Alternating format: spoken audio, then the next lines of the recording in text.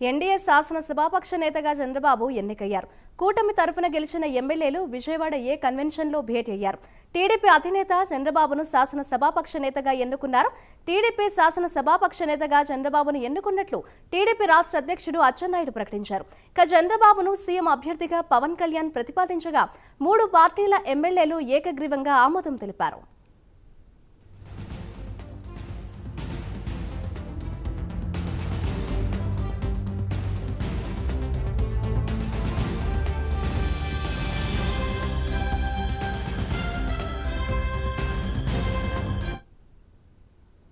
గత 5 ఏళ్లుగా ఏపీ విపత్కర పరిస్థితులు ఎదుర్కొనిందని పవన్ కళ్యాణ్ అన్నారు.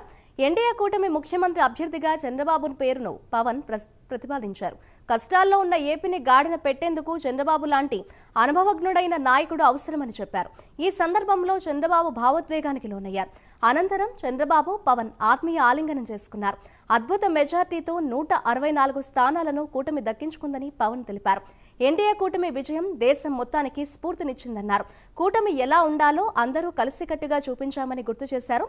ఇది కక్ష సాధింపులు, వ్యక్తిగత దూషణలకు సమయం కాదని, 5 కోట్ల మంది ప్రజలు మనందరిపై నమ్మకం పెట్టుకున్నారని పవన్ అన్నారు.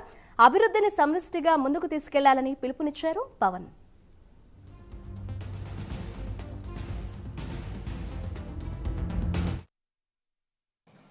తెలుగుదేశం ఎమ్మెల్యేలకి, జనసేన ఎమ్మెల్యేలకి, భారతీయ జనతా పార్టీ ఎమ్మెల్యేలకి మనస్ఫూర్తిగా మీ అందరికీ నా హృదయపూర్వక నమస్కారాలు. మీ అందరికీ నా హృదయపూర్వక స్వాగతం తెలియజేసుకుంటున్నాను. వేదిక పైన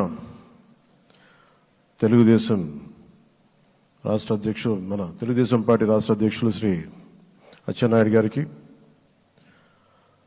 భారతీయ జనతా పార్టీ అధ్యక్షురాలు శ్రీమతి దగ్గుపాటి పురంధేశ్వర గారికి నా హృదయపూర్వక నమస్కారాలు. తాడేపల్లిగూడెం సభలో నేను చెప్పినట్టుగా ఒక దార్శనికులు, 4 దశాబ్దాల సుదీర్ఘ అనుభవం, ఎన్నో ఒడిదుడుకులను ఎదుర్కొన్న తెలుగుదేశం జాతీయ పార్టీ అధ్యక్షులు శ్రీ నారా చంద్రబాబు నాయుడు గారికి నా హృదయపూర్వక నమస్కారం.